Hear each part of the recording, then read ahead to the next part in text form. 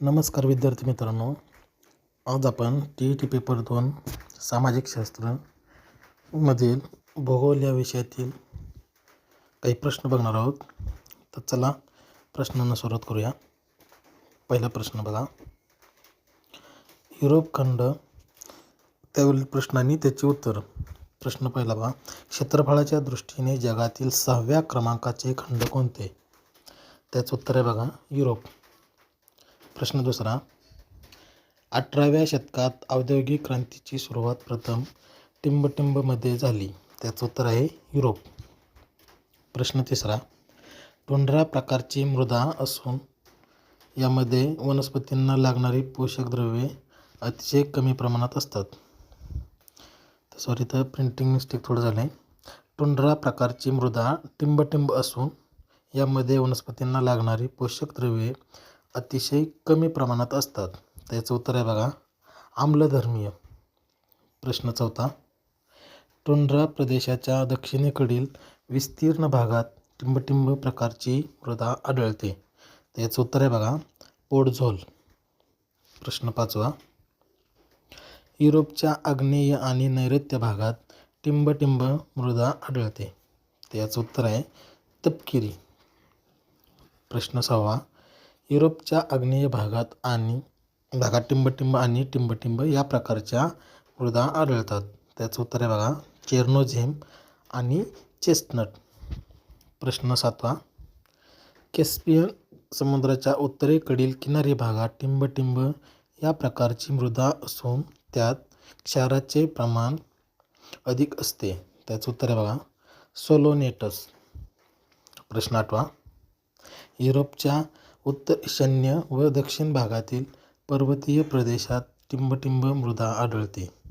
त्याचं उत्तर आहे बघा, पर्वतीय. प्रश्न नववा, आम्लपर्जन्याची समस्या असणारे टिंबटिंब आणि टिंबटिंब शहरे होय. तर बघा ते कोणते शहर आहेत? मँचेस्टर आणि फ्रँकफर्ट.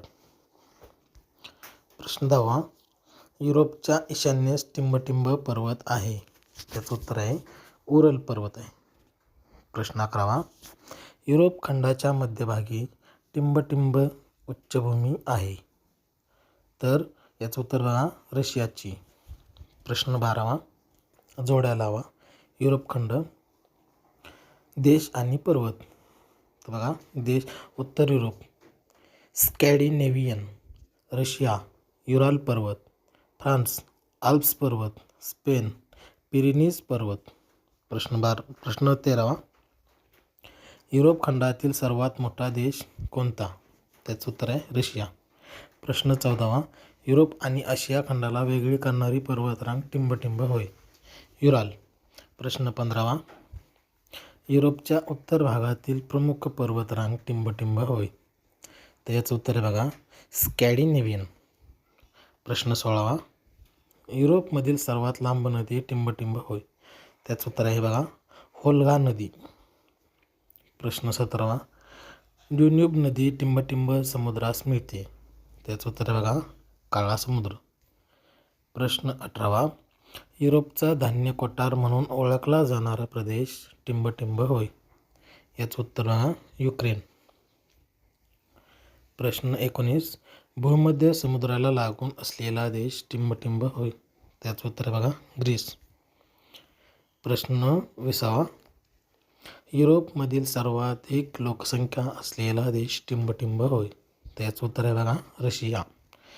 तर विद्यार्थी मित्रांनो, अशा प्रकारे आज आपण 20 प्रश्न बघितलेले आहेत. जर आपण चॅनलवरती नवीन असाल तर चॅनलला लाईक, शेअर आणि सबस्क्राईब करा. धन्यवाद.